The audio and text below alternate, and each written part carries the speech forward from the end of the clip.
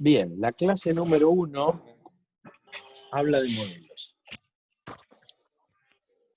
Acá en lo que nos vamos a focalizar ahora es en cómo representar un dispositivo físico, un dispositivo real.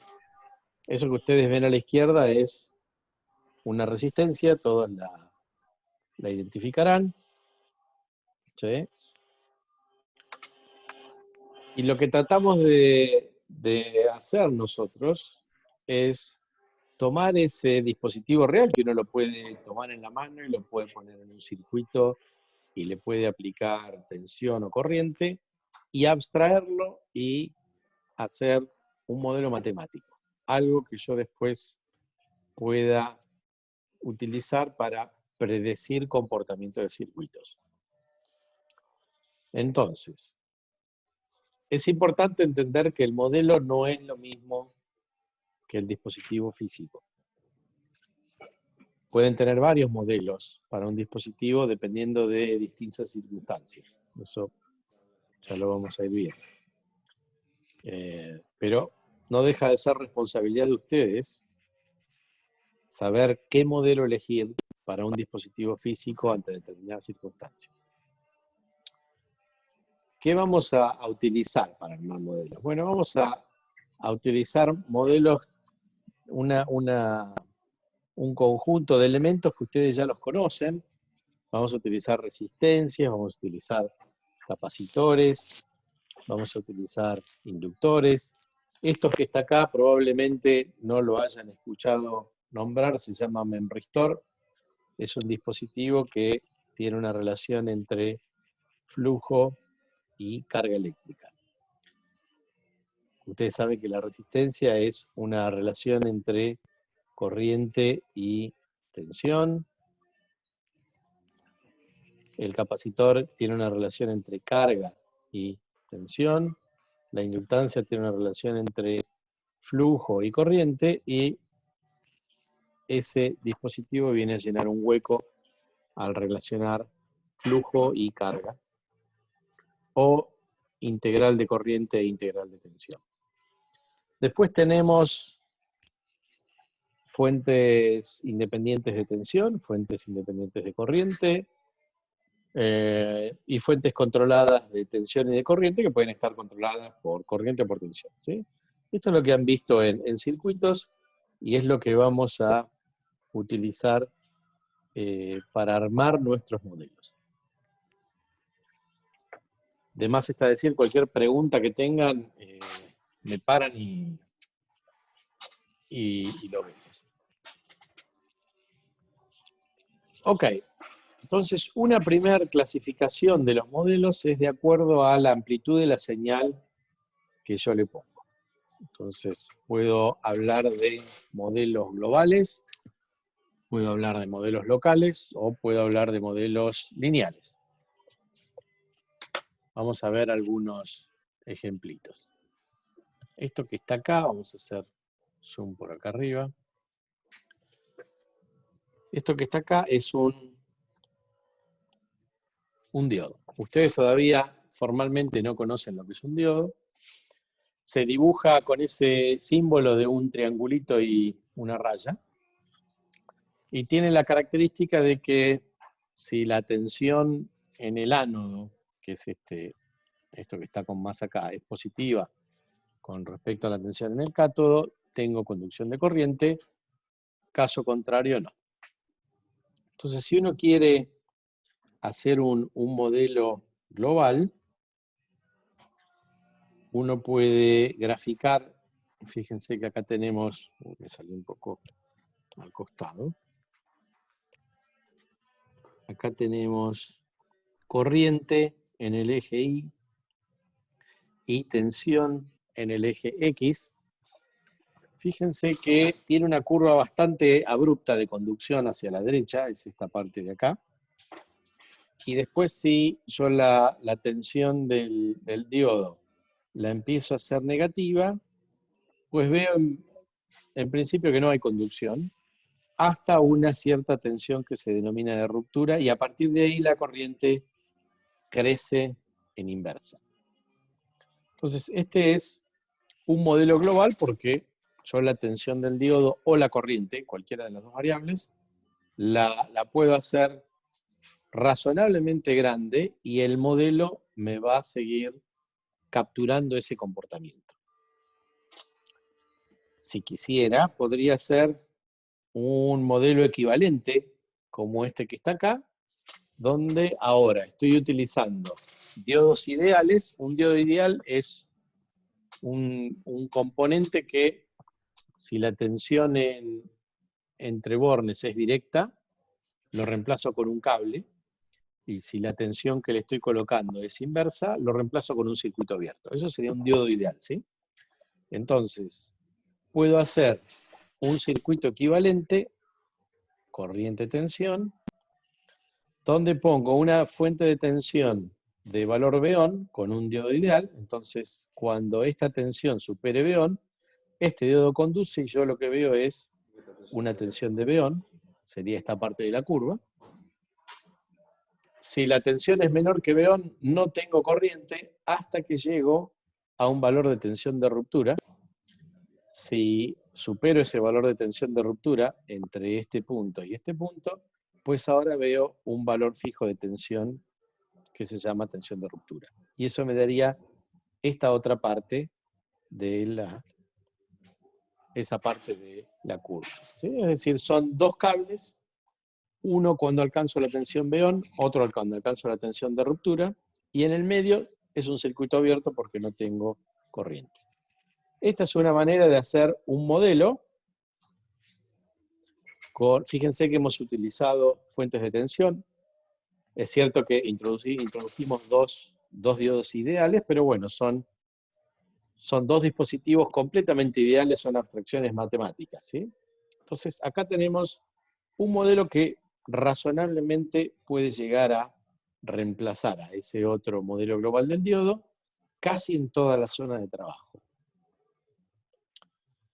Y de hecho uno lo que puede hacer es poner algunas señales. Y bueno, en este caso, por ejemplo, uno puede poner una señal que sea triangular, muy positiva y luego muy negativa. Y uno va a ver que la corriente, al principio estoy en la parte donde la tensión es baja, entonces voy a tener poca corriente. Y pasado un cierto valor B-on, voy a tener corriente que va a copiar a la forma que tiene la fuente de la tensión. Y después, cuando esa tensión sea negativa, mientras no llega la tensión de ruptura, yo voy a ver que la corriente va a ser cero, ¿sí?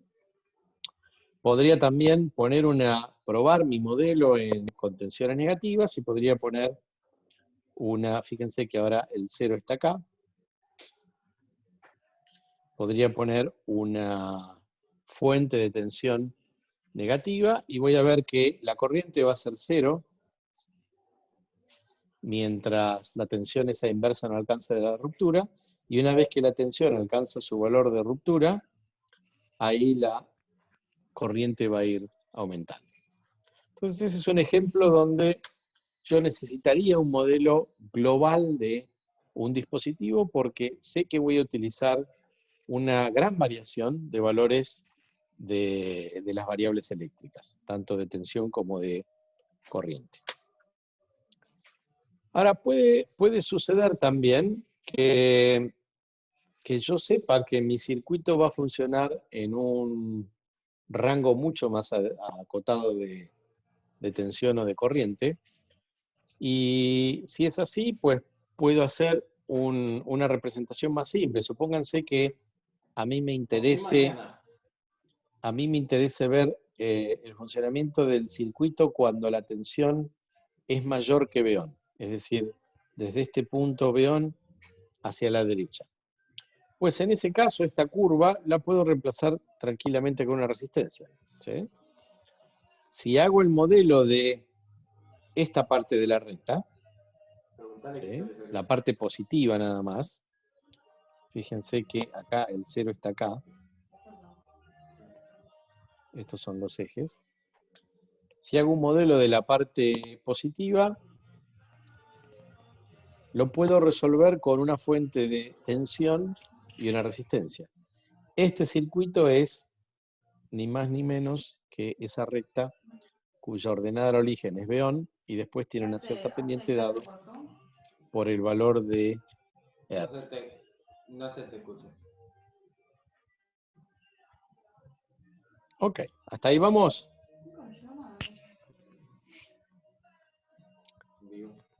En ese caso, digamos, yo podría poner una tensión, como en este caso, Bin, que sea positiva, que suba y baje, siempre y cuando esté más arriba de B11. No, las tres tenemos política. Y con mi circuito tengo a alguien con el audio. Tenemos política mañana. Con el audio atrás hablando, que tienen política mañana, dice. Ah, debo ser yo, perdón. Dame un segundo y lo saco. Entonces, fíjense que esa tensión, mientras sea mayor a la tensión B-ON, yo puedo utilizar mi modelo y básicamente es restarle el valor de la fuente de tensión y calcular la corriente que circula por la resistencia. ¿Sí? Entonces me va a dar este comportamiento de acá abajo. Y podría ser que necesite una zona de trabajo aún más chica. Eso podría darse si, fíjense en esta curva de acá, si yo sé que voy a trabajar en un entorno muy pequeño, esa zona que tengo ahí resaltada, en ese punto de trabajo hay un pequeño entorno. Esto es algo que sucede muy a menudo en circuitos, sobre todo en amplificadores, donde piensen en un amplificador de audio, una señal que ustedes sacan de un reproductor o del teléfono mismo y la quieren llevar a un amplificador. Esa señal va a ser una señal muy, muy pequeña y ustedes la quieren agrandar para después llevarla, por ejemplo, y reproducirla en los parlantes del equipo de música. Entonces, digamos, eso amplificación es el primer paso de la electrónica, por así decirlo. Sirve para amplificar música, pero también sirve para amplificar señales de radio, lo que se les ocurra. Dentro del teléfono ustedes tienen amplificadores para las señales de 5G, tienen amplificadores para las señales de Wi-Fi, son todas señales muy pequeñas que uno tiene que capturar y amplificar. Entonces, los amplificadores, los dispositivos electrónicos que están en la primer parte de esos amplificadores, por lo general trabajan en regímenes de este estilo, donde hay un punto de trabajo y una señal de entrada que se mueve muy poco. ¿Sí? Puede ser sinusoidal, puede ser triangular, puede ser cuadrada, puede tomar cualquier valor, pero la clave está en que solamente se desplaza muy poco del punto de trabajo. Entonces, si uno sabe que esa señal está centrada en ese punto de trabajo y ese punto y el entorno ese es chico, pues uno sabe que puede aproximar esa curva por una recta. Básicamente eso es lo que ustedes vienen aprendiendo de Taylor. ¿Sí? Entonces cualquier función la pueden descomponer en una serie cuyos primeros dos términos son una constante y un término lineal. En este caso, el término lineal va a ser una resistencia y esa resistencia va a ser el cociente entre la tensión de señal y la corriente de señal. Noten que aquí yo estoy utilizando una I minúscula sub D minúscula para indicar que es señal. ¿Sí? En este caso estoy utilizando una I minúscula con una D mayúscula, pues esos son valores totales. Y en el caso en que utilizara algún valor de señal de corriente o de tensión continua, voy a utilizar una I mayúscula y un subíndice que va a ser una mayúscula también. Obviamente, en este caso, donde yo hago un modelo, este se llama modelo lineal incremental, porque sirve para incrementos, mi modelo era simplemente una resistencia. Entonces, Es extremadamente sencillo, pero siempre hay que recordar que esa resistencia va a servir para modelar variaciones de corriente y variaciones de tensión en ese dispositivo a partir de un cierto valor de continuo. Entonces, en este caso, yo lo podría utilizar si yo sé que mi diodo, por ejemplo, está trabajando con un cierto valor Vein de continua. Este sería el valor de continua, ¿sí? Sería una línea. Y por encima de ese valor de continua yo voy a colocar una señal, en este caso triangular, pero podría tener cualquier forma, que va a ir variando. Pues bueno, esa señal es la que aplico. Fíjense que acá es I pequeña, D pequeña, y acá es B pequeña, D pequeña. Yo aplico esa señal pequeña a través de la resistencia, cuyo valor es la resistencia lineal incremental del diodo, y si le doy la corriente puedo sacar la tensión, si le doy la tensión puedo sacar la corriente. Entonces, este es el modelo más sencillo de todos, pero solamente me sirve en un pequeño entorno del dispositivo. ¿Hasta acá alguna pregunta?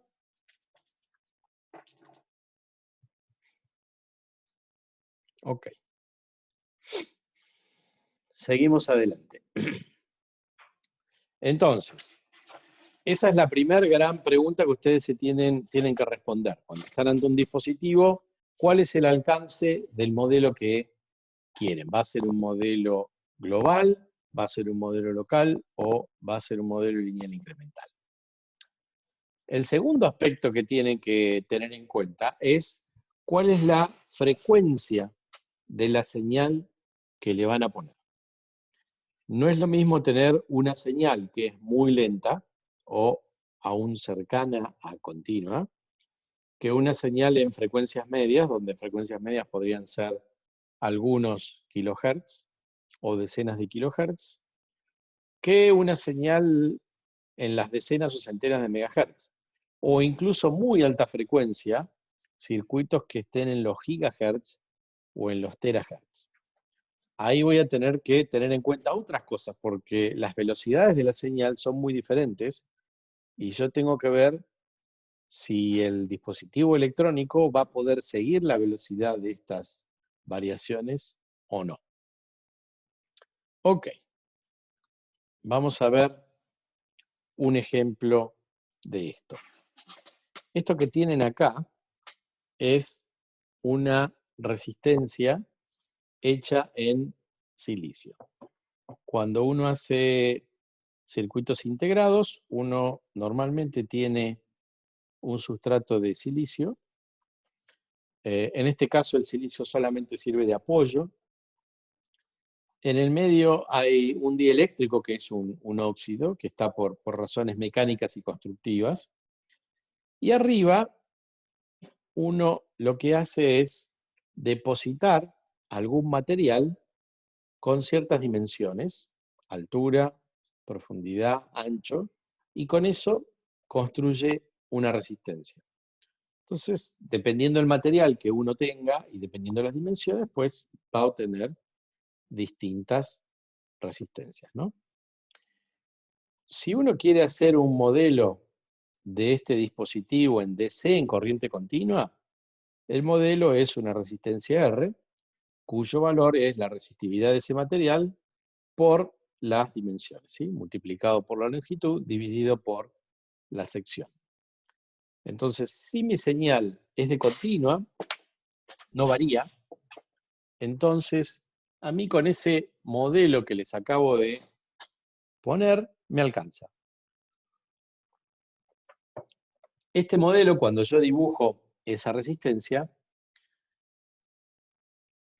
ustedes interpretan que quiere decir eso. Es un dispositivo donde la corriente y la tensión están relacionadas con una resistencia R. Ok. Ahora, ¿qué pasa si yo empiezo a aumentar la frecuencia de la señal que le estoy aplicando a esta resistencia? ¿Sí? Yo tengo una tensión y empiezo a aumentar la frecuencia. Pues lo primero que voy a notar es que empieza a circular más corriente Y esa corriente extra que yo veo no está en fase con la resistencia. Es decir, me está faltando algo para modelar el comportamiento de esa resistencia. Si yo pongo atención, me voy a dar cuenta que esta resistencia en realidad está montada arriba de un dieléctrico y abajo está el sustrato que, bueno, es la referencia, ¿sí? Este dieléctrico es ni más ni menos que una capacidad. Entonces, esas dos capacidades, en realidad es todo un gran capacitor que tengo por debajo de la resistencia,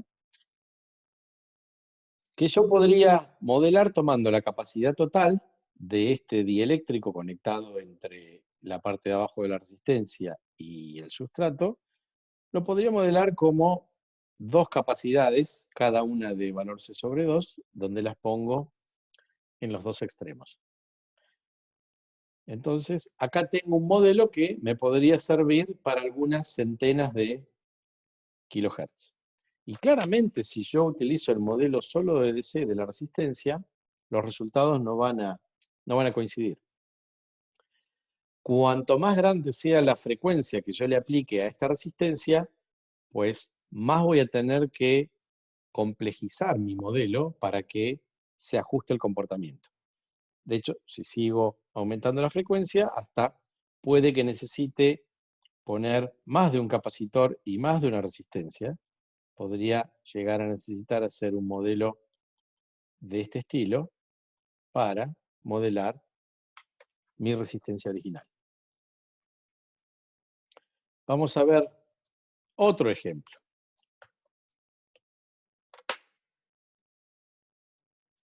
No sé si alguna vez han utilizado algún capacitor. Para los que no hayan utilizado, es muy común los capacitores utilizarlos en fuentes para desacoplar, para filtrar ruido. Y cuando uno necesita capacitores de alta capacidad, que los van a ver en la clase que viene con Andrés, recurre a los denominados capacitores electrolíticos que tienen capacidades que pueden oscilar entre algunos microfaradios y centenas o miles de microfaradios. El modelo ideal de un capacitor, ustedes lo saben, ¿sí? Un capacitor obedece a esa fórmula, ¿sí? Entonces, ¿qué es lo que sucede cuando uno lo pone en el circuito y lo mide? Pues lo primero que observa es que el capacitor, si yo coloco una cierta tensión de DC, lo primero que observo es una corriente continua. Y eso no debería suceder nunca. Obviamente, eso es un desviamiento de la situación ideal de un capacitor, pero es un efecto real. Entonces, bueno, una manera de modelarlo es con una fuente de corriente. Es una corriente de fuga que se provoca a través del dieléctrico y se modela con una fuente de corriente.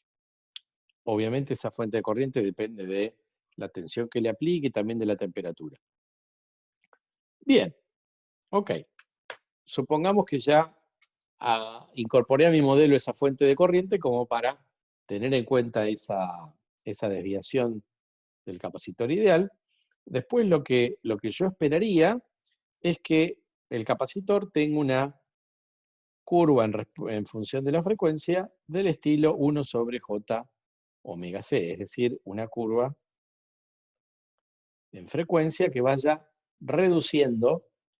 Cuando yo tomo el módulo de la impedancia del capacitor, cuanto más frecuencia utilizo, ese capacitor tiene menos impedancia y la corriente que toma es más grande en módulo, ¿sí? Y eso efectivamente sucede, pero sucede dentro de un rango acotado de frecuencias. En este caso, esta es una hoja de datos de un capacitor real. En este caso, fíjense que hasta 10 kHz uno tiene el comportamiento esperado para un capacitor. Ahora, una vez que uno supera los 10 kHz y llega hasta algunas centenas de kilohertz, fíjense que acá la curva es casi plana, casi constante. Y eso, si yo lo veo en frecuencia y digo, este es un dispositivo cuya impedancia es constante en función de la frecuencia, eso debería ser una resistencia, ¿verdad? ¿Qué pasó ahí? Bueno, pasa que hay otro efecto, que es una resistencia serie, que yo estoy viendo en serie con la capacidad. Esa resistencia serie ocurre por el dieléctrico, por la resistencia de las patas del dispositivo, y obviamente que si la impedancia del capacitor empieza a disminuir y la corriente se empieza a agrandar, pues va a llegar a algún punto en que esa resistencia, por más chica que sea, yo la voy a notar porque está en serie y la corriente se está agrandando. Y de hecho, en esta zona que ustedes ven acá, ya la corriente básicamente está limitada por la resistencia serie. El capacitor ya bajó bastante su impedancia a esa frecuencia y ya no soy capaz de distinguir más la corriente capacitiva. Ahora la corriente queda limitada por la resistencia serie. Bueno, si sigo aumentando todavía más la frecuencia, ahora empiezo a ver el comportamiento opuesto. Ahora la impedancia empieza a aumentar como si tuviera una inductancia. Empiezo a ver un término de impedancia del tipo J omega L, que aumenta con el módulo. ¿Cómo puedo llegar a modelar esto? Y bueno, tengo algo en serie que me está aumentando la impedancia. Entonces, puedo colocar una inductancia, ¿sí? En este caso, la inductancia ESL. Y obviamente, si sigo aumentando la frecuencia, lo otro que voy a ver es que esto va a volver a bajar. Y cuando vuelvo a bajar, vuelvo a tener un comportamiento capacitivo. Y eso es esta capacidad en paralelo, que está dada por la misma construcción del dispositivo. Entonces, fíjense que algo tan simple como un capacitor que uno lo coloca en su circuito, cuando yo lo expongo a diferentes frecuencias, primero veo un capacitor, después veo una resistencia, después veo un inductor y después vuelvo a ver un capacitor. ¿Sí? Por esto es realmente importante que cuando ustedes van a utilizar un dispositivo, sepan cuál es el contexto, sepan cuáles van a ser el rango de tensiones que van a utilizar, el rango de corrientes y la frecuencia de esas corrientes y de esas tensiones. Entonces, en función de eso, ustedes van a tener que ir construyendo distintos modelos físicos, y eso es lo que vamos a hacer en el curso. Para nuestros dispositivos vamos a hacer distintos modelos para las distintas frecuencias, y vamos a ir viendo, por ejemplo, si aparecen capacidades, de dónde es que salen, si aparecen inductancias, de dónde es que salen, cómo se comportan, cuáles son sus valores. Y en función de eso vamos a construir distintos modelos. Entonces, vamos a partir de modelos de DC globales, después vamos a simplificarlos, y vamos a construir modelos locales de DC, que son los que ustedes van a utilizar normalmente para cuando los dispositivos estén en su región de operación, y eventualmente les voy a mostrar cómo producir un modelo lineal incremental si necesitan hacer cálculos de amplificación o cálculos de pequeña señal.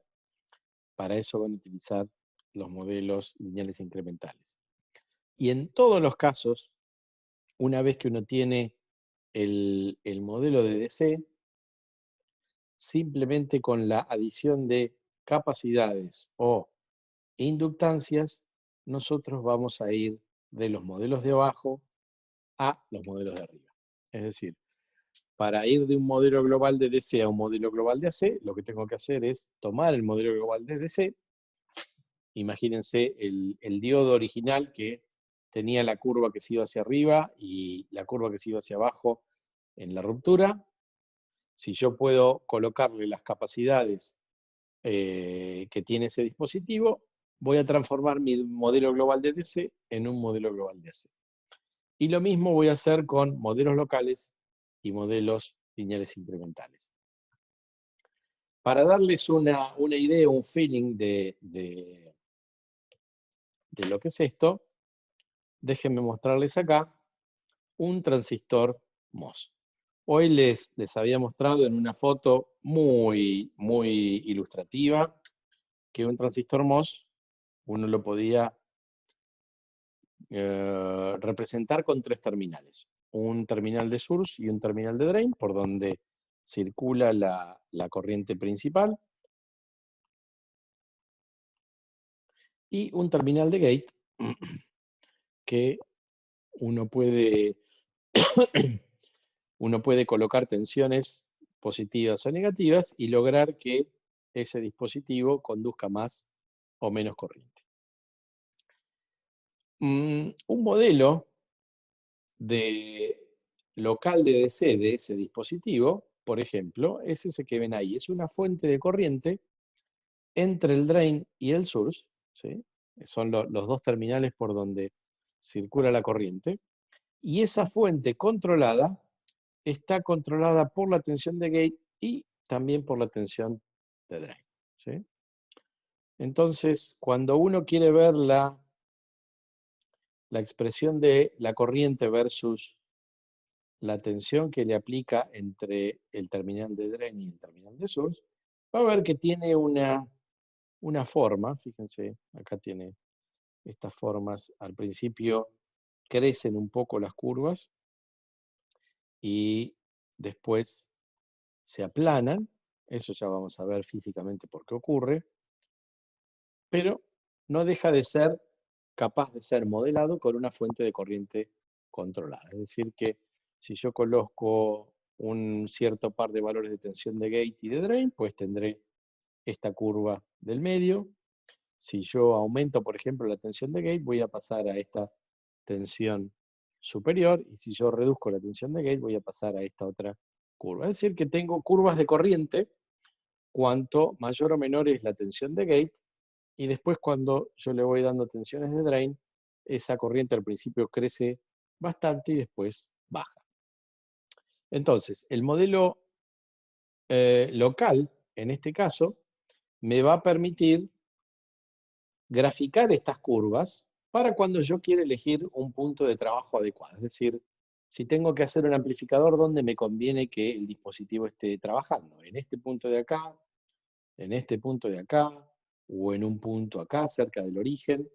Entonces, ese modelo local de DC, la expresión de esa fuente de corriente, me va a dejar calcular el punto de trabajo.